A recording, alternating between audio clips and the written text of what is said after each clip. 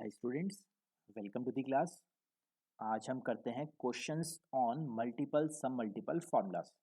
तो last class में हमने क्या सीखा था? मल्टीपल सब मल्टीपल फार्मूलाज किए थे जो कि आपको बहुत अच्छे से लर्न होने चाहिए थे। और फिर हमने कुछ वैल्यूज़ की थी, स्टैंडर्ड वैल्यूज़ लर्न भी की थी, like sine 18, cos 18, sine 36, sine 54, sine 72, sine 75। ये सारी वैल्यूज़ आपको कॉम्पिटिटिव एग्जाम्स के लिए बड़ी हेल्प करेगी। उसके लिए आपको ये अच्छे से वैल्यूज़ लर्न होनी चाहिए। स्कूल एग्ज़ाम के लिए ये वाली वैल्यूज़ लर्न ना भी हो तो काम चल जाएगा, like sine 18, sine 36, sine 54, sine 72। School के लिए लर्न होना ज़रूरी नहीं है। चलिए जी, तो आज क्वेश्चंस हम डिस्कस करने वाले हैं। तो क्वेश्चन नंबर 1। तो ये क्वेश्चन स्कूल के लिए भी और कॉम्पिटिटिव एग्जाम के लिए भी बहुत इंपॉर्टेंट है, very very important. Show that this is equal to 2 cos theta. तो हम LHS लेके चलते हैं। अंडर द रूट 2 प्लस, फिर से अंडर द रूट, यहाँ से हम क्या करते हैं, 2 कॉमन ले सकते हैं। तो 2 कॉमन, अंदर क्या बचा, 1 प्लस कॉस 4 थीटा। तो लास्ट क्लास में आपने फॉर्मूलाज भी लर्न किए होंगे। कॉस स्क्वायर थीटा का फॉर्मूला क्या होता था? फॉर्मूला होता था 1 plus cos 2 theta divide by 2। खास बात क्या होती थी, यहाँ अगर थीटा है ये वाला, तो यहाँ 2 थीटा है, डबल है। सिमिलरली कॉस स्क्वायर 2 थीटा कितना होगा फिर? जब लेफ्ट साइड पे 2 थीटा है तो राइट साइड पे 4 थीटा हो जाएगा। जो भी एंगल होगा डबल होगा। तो यहाँ से मुझे बताइए 1 प्लस कॉस 4 थीटा की वैल्यू क्या आएगी? इस 2 को अगर मैं इधर ले जाता हूँ तो ये वाला 2 एज इट इज, ये वाला 2 भी एज इट इज। सिर्फ और सिर्फ 1 प्लस कॉस 4 थीटा की वैल्यू क्या हो गई? अभी अभी हमने फॉर्मूला बनाया है 2 कॉस स्क्वायर 2 थीटा। चलिए जी, next step, 2 as it is, under the root 2 into 2 4 cos square 2 theta. अब पूरे का इसका मुझे अंडर रूट लेना है। तो बाहर वाला 2 एज इट इज, 4 का अंडर रूट 2, कॉस स्क्वायर का under root cos. Now again मैंने क्या किया, इसमें से फिर से 2 कॉमन लिया, तो अंदर क्या रह गया, 1 प्लस कॉस 2 थीटा। तो 1 प्लस कॉस 2 थीटा कितना होता है? तो ये देखिए 1 प्लस कॉस 2 थीटा, ये फार्मूला कितना आया, 2 इधर आ गया अगर, बाहर वाला 2 एज इट इज, और अंदर क्या आया, 2 कॉस स्क्वायर थीटा। तो ये क्या बन गया हमारे पास, 4 कॉस स्क्वायर थीटा। 4 का under root 2 cos square theta का अंडर रूट कॉस थीटा। यही है हमारी RHS, हेंस प्रूफ्ड।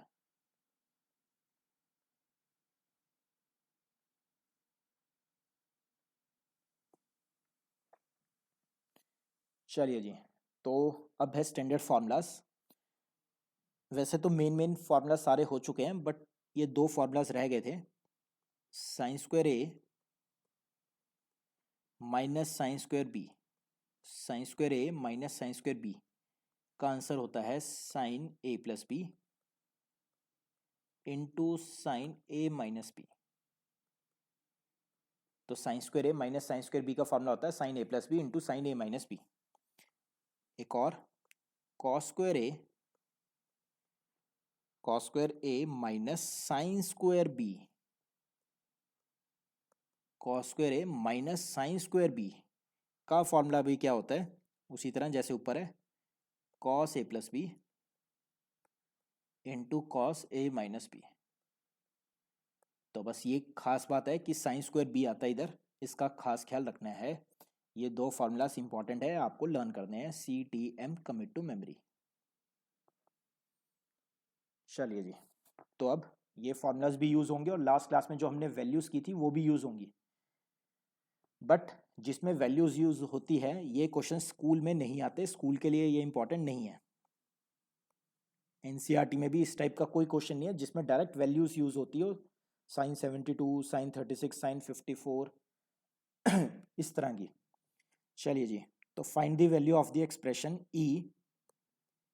तो एक्सप्रेशन E क्या है हमारे पास, साइन स्क्वायर 72। ये वाले क्वेश्चन सिर्फ और सिर्फ ऑब्जेक्टिव कॉम्पिटिटिव एग्जाम्स के लिए इंपॉर्टेंट है। तो साइन 72 की वैल्यू अब मुझे याद होनी चाहिए थी। साइन 72 की वैल्यू वो क्या होती थी, root 10 plus 2 root 5 divide by 4। काश हमें वैल्यूज़ याद होती तो हम डायरेक्ट पुट कर सकते हैं। साइन 60 की वैल्यू क्या होती थी, √3/2 का स्क्वायर। तो स्क्वायर्स करें तो 10 + 2 √5 डिवाइड बाई 16, और ये कितना आ गया 3/4। तो 16 मैंने लिया एलसीएम, 10 + 2 √5 -12, तो √2 √5 -2/16, ऊपर से 2 लिया कॉमन, अंदर बचा √5 -1/16, 2 से 8 कट, फाइनल आंसर कितना आया √5 -1/8। तो इस क्वेश्चन का फाइनल आंसर कितना आया √5 -1/8। चलिए जी नेक्स्ट क्वेश्चन है अब क्या हमें साइन 24 की वैल्यू डायरेक्ट पता है, नहीं पता। साइन 6 की पता है, नहीं पता। तो अब फॉर्मूला हमने आज ही पढ़ा एक, sign square A minus sine square B का। चलिए फिर वो फॉर्मूला लगाते हैं। फॉर्मूला था sign A plus B into sine A minus B, तो 24 - 6 = 18। अब साइन 30 की वैल्यू हमें डायरेक्ट पता है, साइन 18 की भी वैल्यू हमें डायरेक्ट पता है, √5 -1/4। तो इस क्वेश्चन का फाइनल आंसर कितना आया √5 -1/8।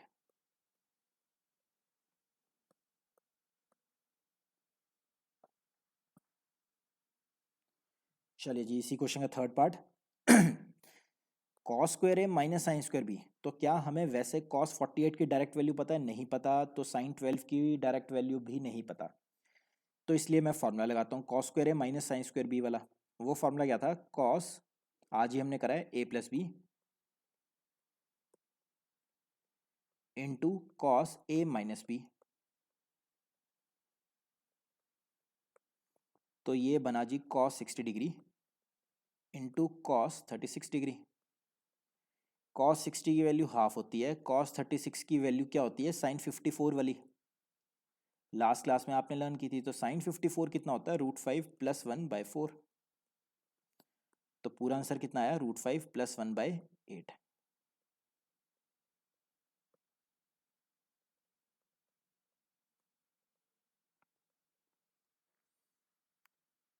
चलिए जी नेक्स्ट क्वेश्चन है फोर्थ पार्ट। साइन 13π/10 को आप क्या लिख सकते हैं, साइन 13π/10 को आप क्या लिख सकते हैं, पाई + 3π/10। देखिए ऊपर 13 है, नीचे 10 है, तो मैंने सिर्फ एलसीएम लिया है, 13π को 10 से डिवाइड कर दिया, तो क्या आ जाएगा पाई + 3π/10, तो प्लस साइन π/10। ये देखिए मैं आपको इसका एक शॉर्टकट भी बताता हूँ। कभी हो साइन 12π/10,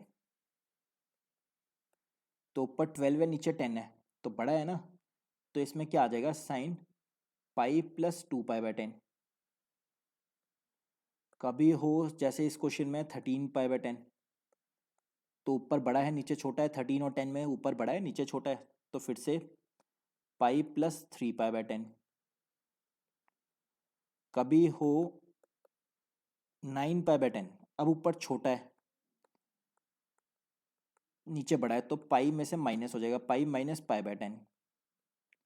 अगर कभी हो 7π/10, तो ऊपर फिर से छोटा है, तो पाई माइनस हो जाएगा, कितने से छोटा है 3 से, तो पाई - 3π/10। एलसीएम लोगे तो वही आ जाएगा 7π/10। तो इस तरह से ये शॉर्टकट हम लगा सकते हैं। अब आप मुझे बताइए साइन पाई + थीटा क्या होता है। पाई + थीटा मतलब थर्ड क्वाड्रेंट, थर्ड क्वाड्रेंट में साइन कैसा होता है, नेगेटिव। पाई पे यानी 180 पे फेस चेंज नहीं करता साइन का साइन, 3π/10 एज इट इज, चाहे प्लस होता चाहे माइनस होता। पाई कितना होता था आपको पता होना चाहिए, 180 डिग्री। पाई रेडियंस = 180 डिग्री। तो आप इसको 180 ही एज्यूम करिए, 180/10 कितना हो गया 18 डिग्री, तो इसको 18 डिग्री लिख लीजिए। सिमिलरली π/10 कितना हो गया 18, 18 इंटू 3 कितना हो गया 54, तो ये कितना हो गया माइनस साइन 54 डिग्री। अब डायरेक्ट वैल्यूज पुट कर दीजिए। तो ये भी एक जेई का ऑब्जेक्टिव क्वेश्चन था, मैंने ऑप्शंस हटा ली, इसके सब्जेक्टिव बना लिया। स्कूल में ऐसे क्वेश्चंस नहीं आते, कॉम्पिटिटिव एग्जाम्स के लिए इंपॉर्टेंट है। तो साइन 54 की वैल्यू हमें याद होनी चाहिए थी, √5 + 1/4।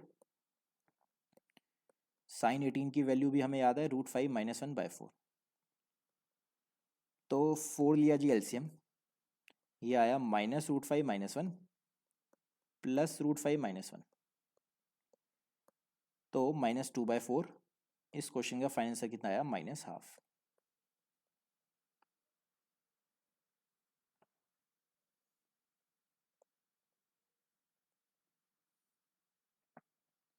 चलिए जी, तो मेरी तरफ से सुपर डुपर ग्रेडेड,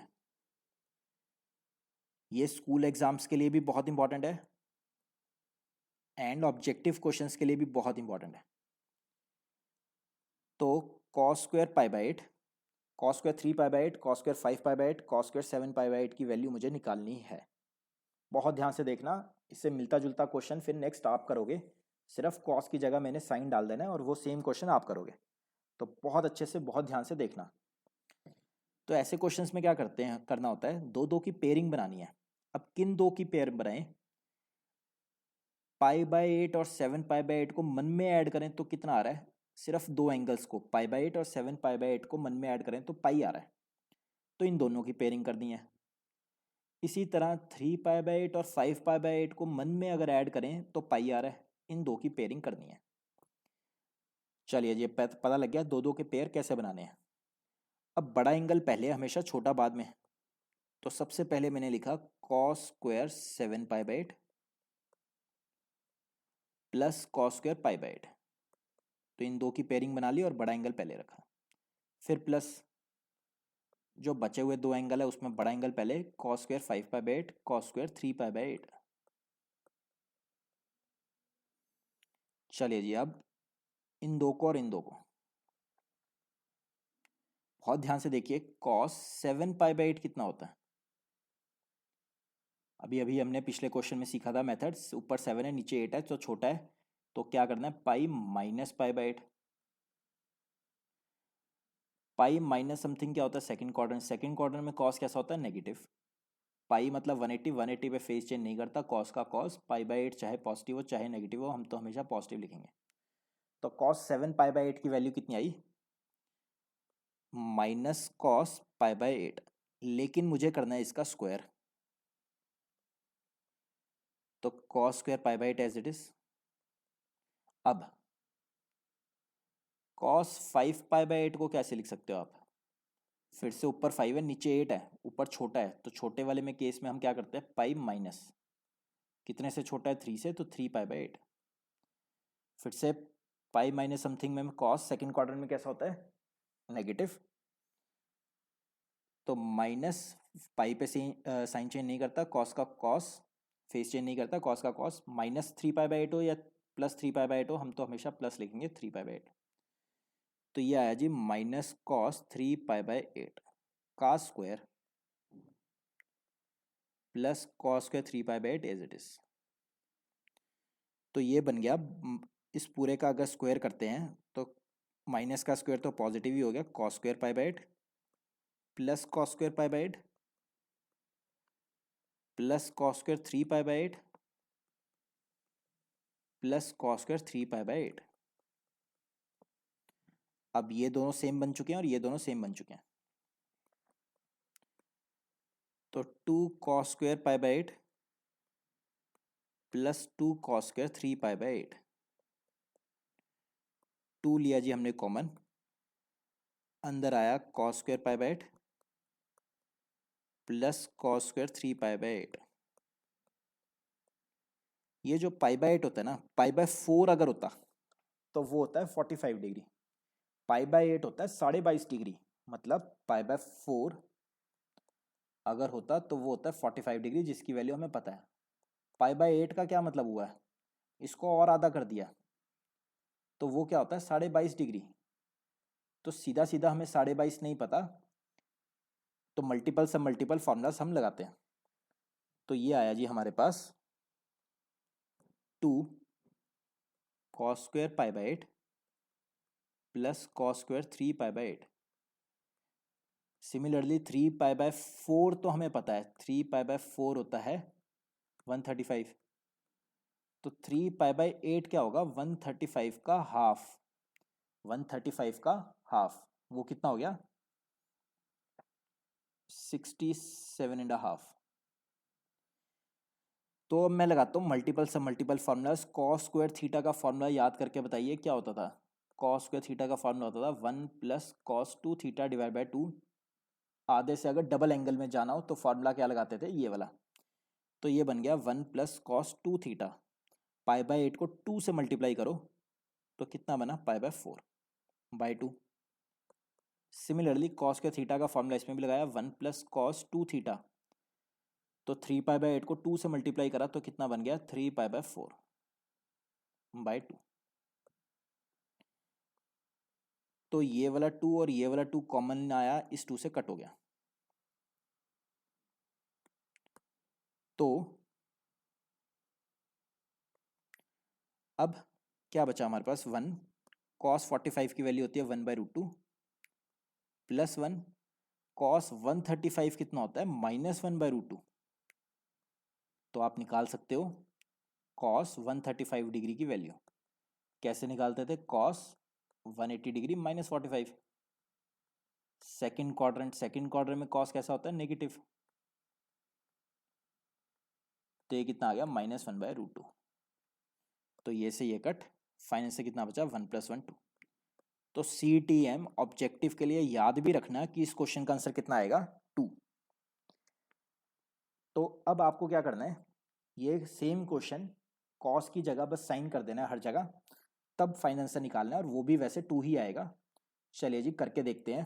पहले आप करो अपनी कॉपी में एज इट इज, फिर मैं कराता हूँ। तो पहले खुद से ट्राई करना है, फिर मैं कराता हूँ। तो सबसे पहले पेयरिंग बनानी है। तो पेयरिंग किन किन की बनाएंगे? ये दोनों एंड ये दोनों। हमेशा बड़ा एंगल पहले, छोटा बाद में। तो sine square 7 pi by 8 plus sine square pi by 8 plus sine square 5 pi by 8 plus sine square 3 pi by 8। जैसे पिछला क्वेश्चन बहुत इंपॉर्टेंट था, इसी तरह ये क्वेश्चन भी सुपर डुपर ग्रेडेड, बहुत इंपॉर्टेंट। चलिए जी, अब जैसे पिछली बार मैंने साइन 7 पाई बाई 8 को चेंज किया था, मतलब 7 पाई बाई 8 एंगल को चेंज किया था, इस बार भी। तो ऊपर छोटा है इसलिए पाई -पाई बाई 8। तो साइन पाई माइनस समथिंग क्या होता है? सेकेंड क्वार्टर में साइन पॉजिटिव ही होता है। तो ये कितना बन गया? Sign square pi by 8 plus sine square pi by 8। Similarly ये भी कितना बन जाएगा फिर? Sign square 3 pi by 8 plus sine square 3 pi by 8। तो ये दोनों कितने आ गए? 2 times of sine square pi by 8 plus 2 times of sine square 3 pi by 8। तो ये कैसे बना था? साइन 5 पाई बाई 8 को मैं क्या लिखूंगा? Sine pi -3 pi by 8। Pi minus something क्या होता है? साइन ही होता है, साइन 3 पाई बाई 8। चलिए जी, 2 कॉमन, अंदर क्या बचा? Sine square pi by 8 sine square 3 pi by 8, मतलब sine 45 degree and sine 67.5 degree. तो sine square pi by 8 plus sine square 3 pi by 8, 2 as it is. Formula sine square theta जैसे पिछले question में लगाया था, इस बार लगेगा 1 - cos 2 थीटा डिवाइड बाई 2। तो ये आया जी 1 - cos 2 थीटा। 2 से मल्टीप्लाई करा पाई बाई 8 को, तो कितना आया? 1 - cos 2 theta divide by 2। Similarly 1 - cos 2 theta divide by 2। ये 2 कॉमन लेके इससे कट हुआ। 1 - cos 45 की वैल्यू 1/√2। फिर 1 एज इट इज। cos 135 पिछले क्वेश्चन में भी हमने करा था, कितना आता था? 1 - 1/√2। तो 1 - 1/√2, 1 + 1/√2। अगेन जैसे पिछले क्वेश्चन में आंसर 2 आया था, इस क्वेश्चन का भी फाइनल आंसर कितना आया? 2। फिर से दोनों के आंसर आपको याद होने चाहिए। CTM, कमिट टू मेमोरी, दोनों ही क्वेश्चन बहुत अच्छे क्वेश्चन थे। अब मैं आपको एक होमवर्क दे रहा हूँ, आपने क्या करना है, ये क्वेश्चन खुद से ट्राई करना है। जो अभी लास्ट 2 क्वेश्चंस हमने करे हैं वहाँ स्क्वायर्स थे, यहाँ पे इसकी पावर 4 है। तो अब फाइनल आंसर क्या आएगा, आपको क्या करना है, इसको खुद से ट्राई करना है। और जैसे ही आप ट्राई कर लेते हो तो उसके बाद जो भी इसका क्वेश्चन सॉल्यूशन आता है, आंसर आता है, तो आपने मुझे इस नंबर पे व्हाट्सएप कर देना है। तो खुद से ट्राई करना है और इसका आंसर मुझे व्हाट्सएप करना है। देखते हैं सबसे पहले कौन करता है। तो आपको जल्दी से जल्दी इस क्वेश्चन को सॉल्व करके मुझे इसका आंसर व्हाट्सएप करना है। क्वेश्चन की पिक, और मतलब ये पूरा क्वेश्चन की पिक सेंड कर देना आप मुझे, या आप इसका आंसर कमेंट्स में भी छोड़ सकते हैं। चलिए जी, तो मैं नेक्स्ट क्लास में सबसे पहले इस क्वेश्चन को डिस्कस करूंगा, इसका आंसर आपको बताऊंगा। उससे पहले पहले आपको ये क्वेश्चन सॉल्व करके मुझे सेंड करना है। फिर इसके बाद अगर ये क्वेश्चन आप कर लेते हैं तो इसके बाद ये क्वेश्चन भी आपको खुद से ट्राई करना है। सेम जो पिछले क्वेश्चन का आंसर आएगा, इस क्वेश्चन का भी वही आंसर आएगा। तो चेंज क्या है, रेज टू द पावर 4। तो कॉस वाला भी और साइन वाला भी, ये दोनों क्वेश्चंस आपको सॉल्व करके मुझे इस नंबर पे व्हाट्सएप करना है। Thank you guys, thank you so much. I hope कि आपको सारे क्वेश्चन बहुत अच्छे से समझ आए होंगे। If you like our video please press the like button and keep sharing the video with your friends. Kindly subscribe our YouTube channel simple Padhai. Thank you, God bless you all.